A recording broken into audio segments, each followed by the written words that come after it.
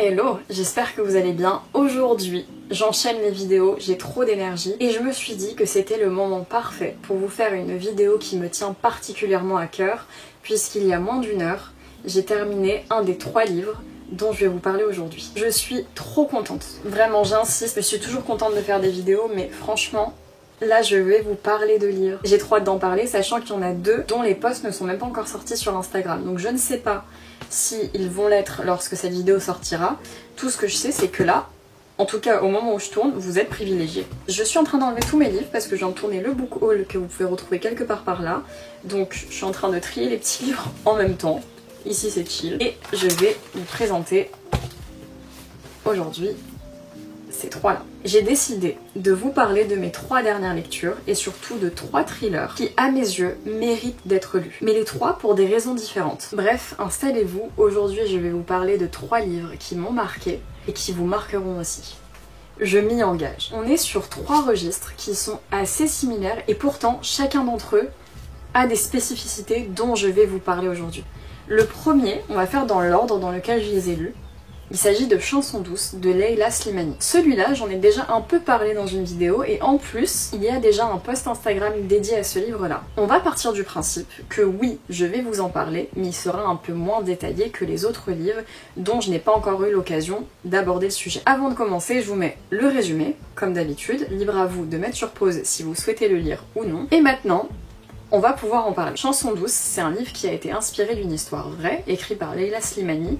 C'est le premier livre que je lis venant d'elle. Et comment vous dire qui m'a beaucoup marqué. Je vais pas nier, ça n'a pas été un coup de cœur. Contrairement à beaucoup de gens, sachant qu'il est sorti il y a un moment, je crois que c'était en 2016, un truc comme ça. Donc il est sorti il y a un moment, ça n'a pas été un coup de cœur. Je m'attendais plus ou moins à autre chose, mais ça ce sont mes attentes à remettre en question. Le livre ne m'a pas promis des choses qu'il ne m'a pas offert, c'est moi qui avais des attentes qu'il ne m'a jamais promis, donc je suis la seule en tort. Dans cette vidéo, je le précise, il n'y aura pas en soi de spoil, je vais pas vous donner les éléments vraiment qui se sont produits, les plot twists. Par contre, je vais parler de l'histoire, donc si vraiment vous ne voulez rien savoir au sujet de ces livres, rien du tout, c'est peut-être pas la bonne vidéo pour vous. Moi, ce que je vais faire, c'est que je m'engage à ne pas vous spoiler, mais effectivement, je vais devoir reprendre quand même le cours de l'histoire pour pouvoir vous en parler et vous donner envie de le lire. Dans Chanson douce, on suit l'histoire de Louise qui est une nounou, tout ce qu'il y a de plus simple jusqu'ici. Sauf que, vous imaginez bien que si je vous en parle dans le registre de cette vidéo, c'est qu'il est à sa place, et donc que ça ne se passe pas aussi bien que ce qu'on pense. Cette nounou, elle est particulière. Elle est particulière parce qu'elle est seule, déjà. Elle a une vie très sombre, dont on va pouvoir avoir des allusions tout au long du livre, mais surtout, elle va s'attacher de façon très malsaine au couple ainsi qu'aux enfants. Mon but n'est pas de vous spoiler ce qui se passe, je pense que de toute façon tout le monde a plus ou moins déjà entendu parler de ce livre. Une personne, d'ailleurs merci encore infiniment, m'a dit qu'il y avait un film, je vais réussir sur ce livre que je n'ai pas encore regardé. C'est un livre qui glace le sang.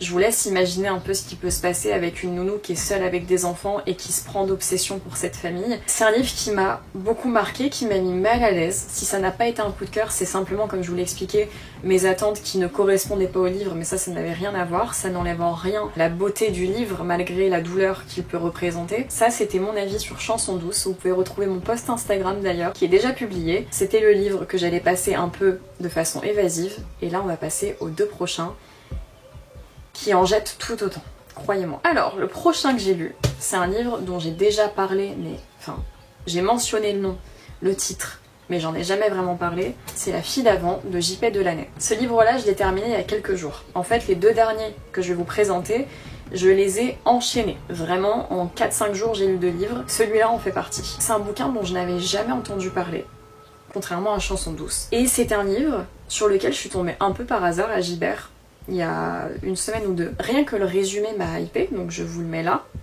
Pareil, lisez-le si vous le souhaitez. Et maintenant, on va pouvoir commencer la review sans spoil, mais dont je vais vous parler de cette histoire qui m'a autant marqué. On est sur un livre qui va mettre en avant une demeure, une maison, un logement très minimaliste, très étrange, très angoissant puisqu'il est vide, que tout est automatisé. C'est très étrange. Tout est surveillé et en fait cette demeure-là, elle va permettre aux propriétaires, tout simplement, de littéralement espionner ses locataires et pouvoir en tirer des conclusions par rapport selon ses dires, a l'envie d'améliorer la société et donc d'apporter des logements plus appropriés pour les gens, leur faciliter la vie, etc. Bref, c'est un peu une maison témoin. Évidemment, les locataires qui y vont, ils payent un mini loyer alors que c'est un endroit qui est gigantesque et ils ont toutes les conditions qui leur sont données avant de signer le contrat qui attestent délibérément que oui, le propriétaire va avoir accès à leurs données et surtout, à chaque petite période, alors c'est pas régulier, parfois c'est des semaines, des mois, des jours, le propriétaire va leur faire passer des questionnaires et leur poser des questions très personnelles. Bref, il va tester le mental de ses locataires en faisant passer ça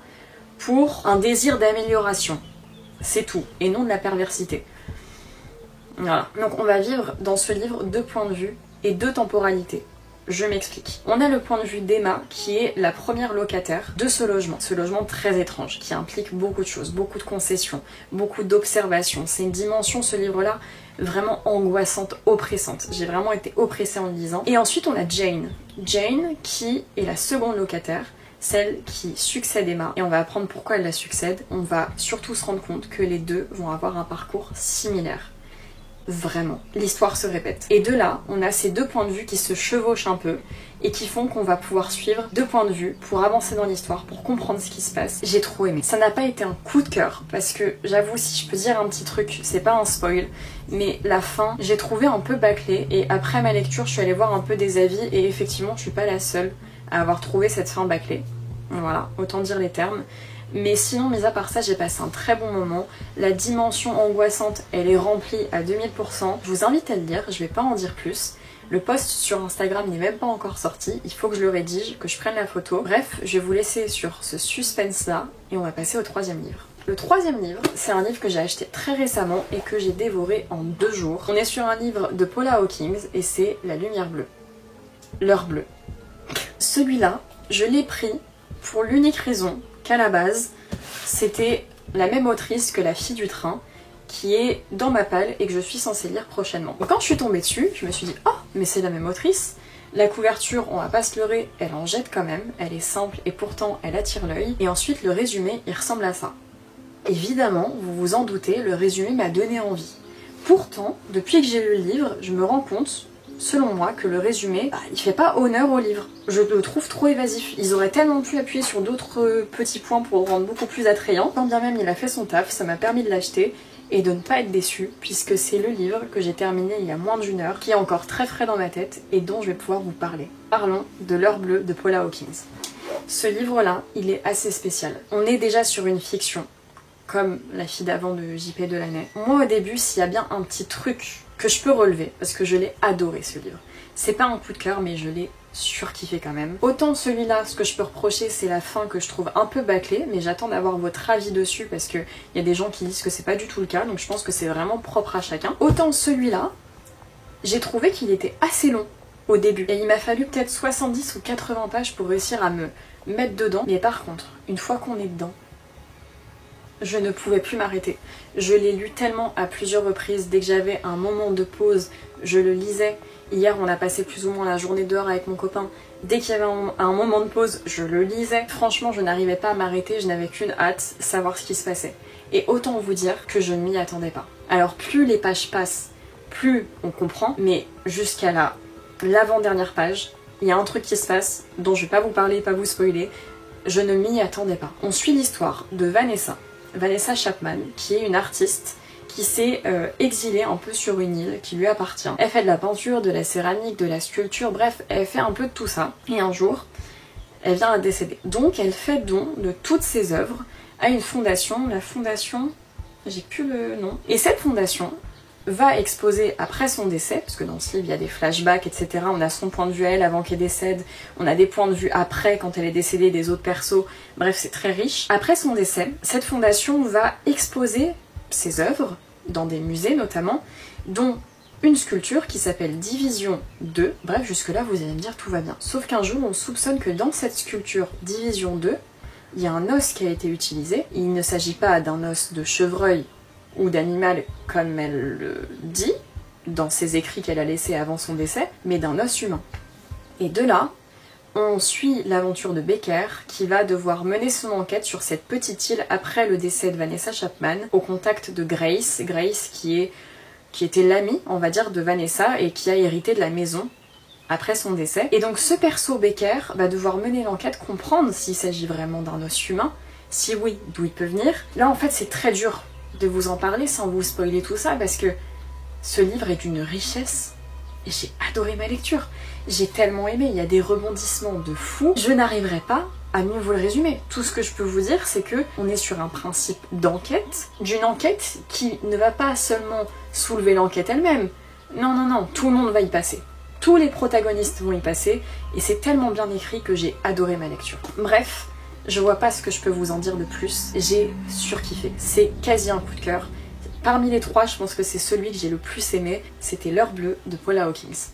J'espère que cette vidéo vous aura plu. J'espère que parmi ces 3 livres, vous avez réussi au moins à avoir un coup de cœur et l'envie d'en lire un. Moi, je vous invite encore une fois à me retrouver sur Instagram, là où il y a les 2 posts qui vont arriver.